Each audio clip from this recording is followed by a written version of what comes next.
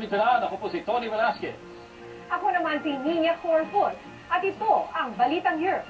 Samahan niyo po kami sa paghahatid ng mga mahalaga at makabuluhang pangyayari sa iba't ibang bahagi ng Europa. Saan man dako ng mundo, asahan niyong naroon kami, handang maglingkod sa bawat kapamilya Pilipino. Samantala, narito na ang ulo ng mga pangunahing balita. Norwegian Pinoy napatay ng umunay pulis sa Quezon City, pamilya ng biktima sa Norway, sumisigaw ng hustisya. Germany muling sumaklolo sa naghihingalong ekonomiya ng Greece. Mas mataas na buwis, pinangangampahan ng mga Aliman.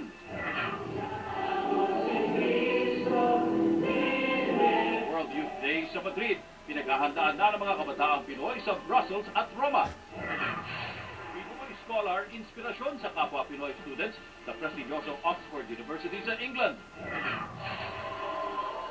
Pinoy choir mula sa Saudi Arabia, wagi sa 7th International Johann Brahms Choir Festival at competition sa Germany. At Mariel Rodriguez, handa nang magpakasal sa simbahan sa mister niyang si Robin Padilla matapos mag-honeymoon sa Europe.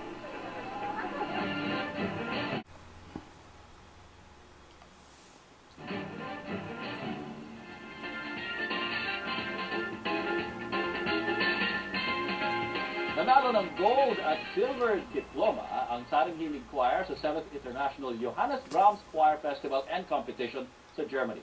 Dahil dito, pasok ang grupo sa World Choir Olympics Championship na gaganapin sa 2012, 2014 at 2016. May report si Ver Quizon.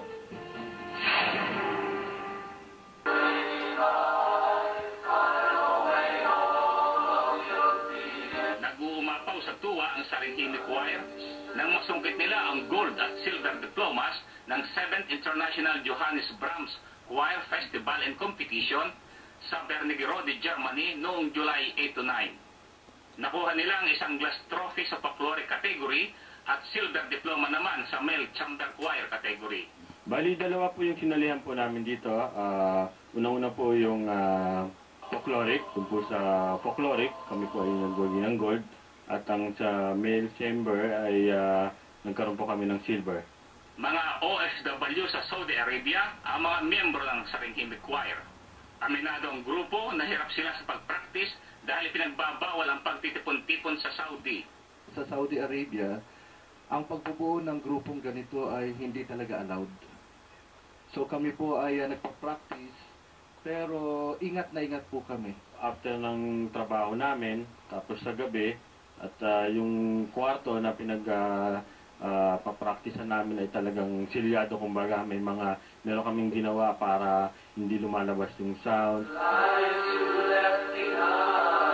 Dahil sa pagkapanalo ng grupo sa kompetisyong ito, kwalipikado sila sa World Choir Olympics na gaganapin sa 2012, 2014 at 2016. Lahat ng pagod, lahat ng sakripisyo namin talagang naging matagumpay talaga. Lalo na yung aming conductor na first time niyang sumali sa competition na ito, lumabas ng bansa. 42 choir groups ang sumali sa paligsahan na nagmula sa 17 bansa. Para sa Balitang Europe, Ver Quizon, SN Germany.